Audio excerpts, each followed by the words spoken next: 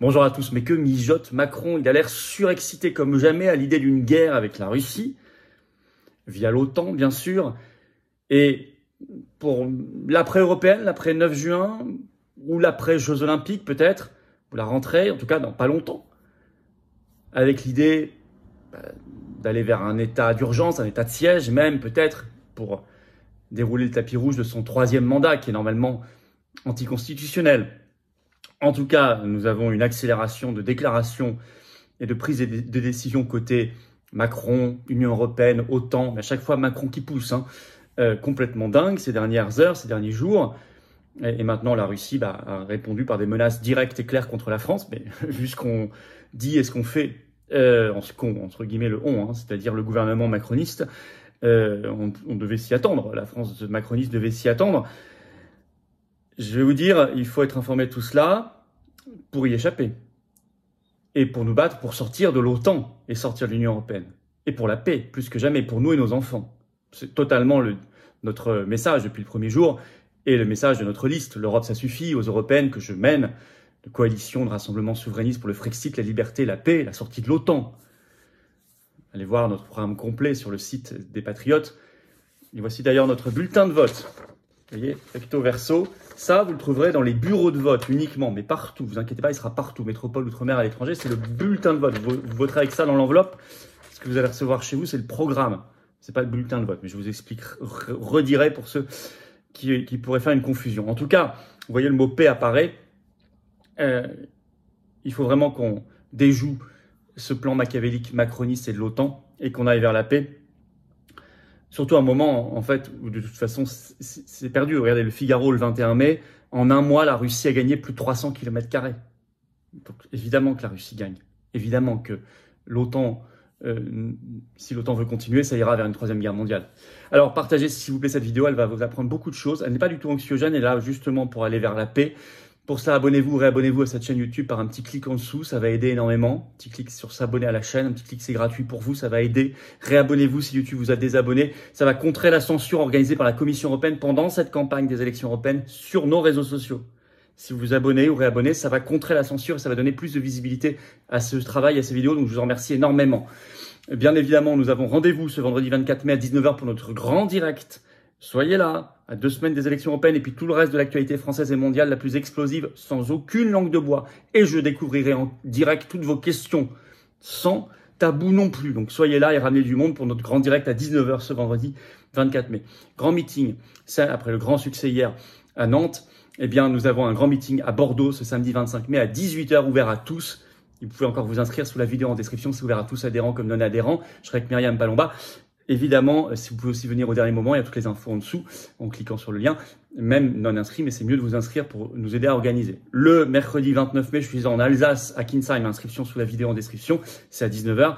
Et puis le dimanche 2 juin, 11h30, place de Fontenoy en extérieur avec possibilité de restauration sur place, plein d'interventions, plein de discours. C'est à Paris, la grande journée nationale pour la paix, le Frexit et les libertés, inscription également sous la vidéo en description. Et le mercredi 5 juin à Seclin dans le Nord, pareil, inscription, ne tardez plus. Voilà, ne tardez plus non plus pour réadhérer au mouvement ou faire un don aux patriotes, au mouvement. Tous les liens, c'est les 2 premiers liens sous la vidéo en description pour le faire. Ces liens sont également maintenant sur notre site les-patriotes.fr. Je vous en reparle en fin de vidéo, mais c'est tellement important pour tous nos combats et vos combats et pour les générations qui viennent d'adhérer, réadhérer ou faire un don dès maintenant.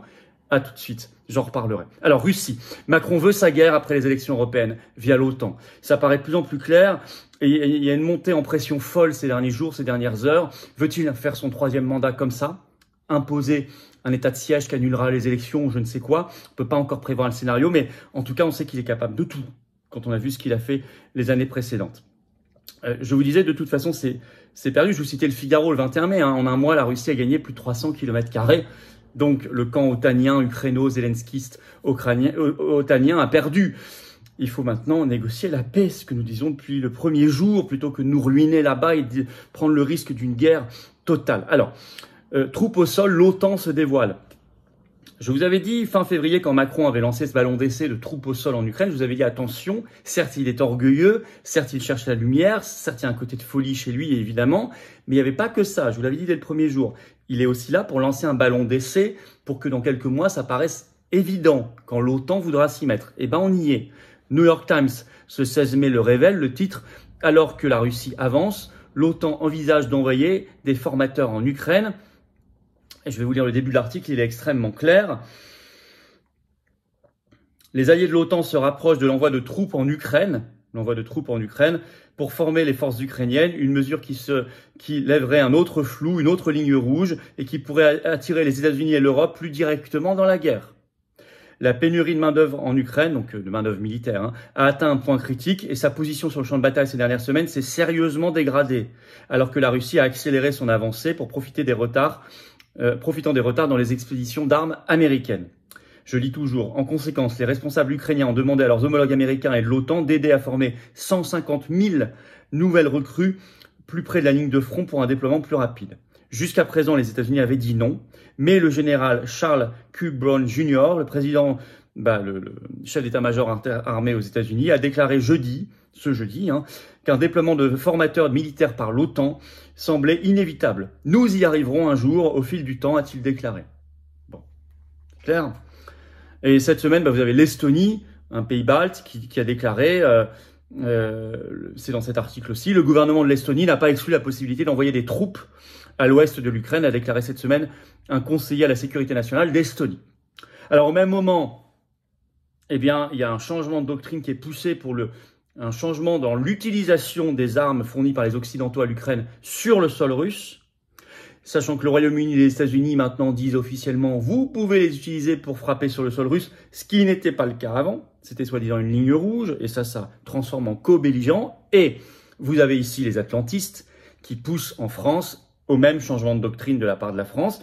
C'est le rôle joué par Jean-Louis Bourlange, député, président de la Commission des Affaires étrangères à l'Assemblée nationale, qui se déchaîne ces derniers jours, sans aucune opposition au Parlement, faut le dire, français, parce qu'ils dorment tous, et qu'il n'y a pas d'opposition au Parlement français, de LFI au RN, pas d'opposition sérieuse.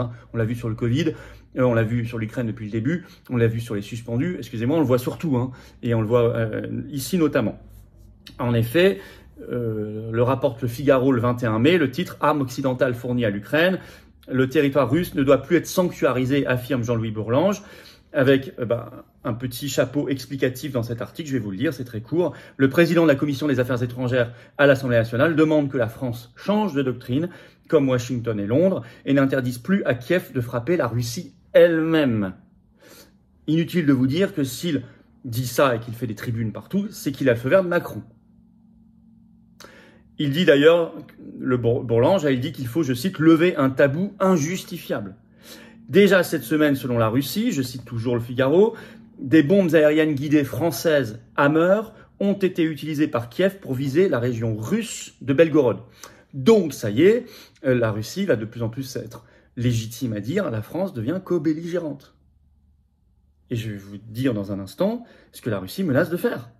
Parce que là, on rentre dans des choses sérieuses. Mais Macron pousse à tout ça. Comme l'Union européenne, au même moment, monte en agressivité. Le Figaro, le 22 mai, le révèle, le titre « Les 27 États membres de l'Union européenne valident l'utilisation des avoirs russes gelés pour armer Kiev. Les 3 milliards d'euros par an serviront, je cite, aux forces ukrainiennes et à la reconstruction du pays. » C'est un accord des 27 ministres des Affaires étrangères ce 21 mai à Bruxelles. Et les États-Unis déjà poussent les pays européens, je cite, à aller plus loin. Je vais vous citer un extrait de cet article. La majeure partie de ces revenus, estimés à environ 3 milliards d'euros par an, sera versée à la Facilité européenne pour la paix. C'est de la novlangue. Pour la paix, en fait, il faut comprendre pour la guerre. L'instrument de l'Union doté de 17 milliards d'euros jusqu'en 2027, qui permet notamment l'envoi d'armes à l'Ukraine depuis l'invasion russe en février 2022. Le reste ira à la reconstruction du pays. Petite parenthèse, cette Facilité européenne pour la paix a été votée en octobre dernier au Parlement européen. Et je vous l'ai déjà dit, il n'y a pas une eurodéputée française sortante de LFI, ORN, LR, PS, macroniste, Vert, PCF, tout ce que vous voulez, Reconquête, pas une qui a voté contre ça. Et c'est 50 milliards qui sont prévus en 4 ans. Ok ? Je ferme la parenthèse. Sachez-le avant de voter le 9 juin. Mais pour Washington, qui vient d'adopter non sans mal un vaste paquet d'aides de 61 milliards de dollars, les Européens devraient aller encore plus loin, alors que les pays de l'UE et la société belge qui détiennent ces avoirs les estiment à près de 200 milliards. Oui. Alors les États-Unis, de toute façon, peuvent dire allez-y, puisque eux, ils ont beaucoup moins d'avoirs russes gelés. Ils ont 5 milliards de dollars. Dans l'Union européenne, c'est 200 milliards. Et évidemment, ça met du sel sur la guerre, bien sûr. sur les plaies, mais par ailleurs, c'est contre-productif parce que ça envoie un signal aux investisseurs étrangers du monde entier en disant « Attention, si un jour notre pays est en mauvaise posture diplomatique avec votre pays, on pourrait geler vos avoirs et vous les voler. » Donc, ça va dissuader les investissements ici. Et par ailleurs, il y a évidemment des représailles, et ça a été annoncé déjà ce 23 mai, un décret russe a été signé par Poutine qui autorise la confiscation d'actifs américains en représailles. Et ils vont faire la même chose pour nos actifs français. Il y en a beaucoup en Russie. Donc ça, c'est une folie, et Macron valide tout ça. Alors l'Ukraine, d'ailleurs, profite de cet élan fou pour réclamer la folie totale. Moi, j'appelle ça la folie totale, écoutez bien. C'est Le Monde qui le révèle ce 22 mai. Le titre, l'Ukraine propose que les Occidentaux abattent les missiles russes à partir de leur territoire. C'est-à-dire que la France lancerait des missiles à partir de la France contre la Russie. Bon, alors ça, si on m'explique que ça n'est pas être co-belligérant, je sais pas, faut arrêter. Bon, je vais vous lire d'ailleurs un extrait pour voir du Monde de cette demande ukrainienne. Il n'y a aucun argument légal, sécuritaire ou moral qui empêcherait nos partenaires d'abattre les missiles russes au-dessus du territoire de l'Ukraine à partir de leur territoire, a déclaré Dmytro Kuleba, ministre des Affaires étrangères ukrainien, lors d'une conférence de presse avec son homologue allemande, Annalena Baerbock. Ok, la France est dans le collimateur, hein, parce que Macron pousse derrière tout ça. Hein. France, Union européenne, OTAN. La France est dans le collimateur face à car Macron est particulièrement hystérique en ce moment. On m'avait dit sur CNews, sur le plateau, que j'avais pas le droit de dire Macron le fou. Enfin, écoutez-moi, là, je parle de Macron le fou de guerre, clairement. Rien, personne ne m'empêchera de dire ce que j'ai envie de dire, de penser. Et là, c'est une folie guerrière. Qu'on m'explique l'inverse, mais ce sera difficile. Reuters, l'agence de presse, le 22 mai, l'a noté. Menace russe contre la France, c'est le titre de la dépêche. Et je vais vous lire, on en est là. Hein. Si la France envoie des troupes en Ukraine, la réponse de la Russie ne sera pas seulement politique.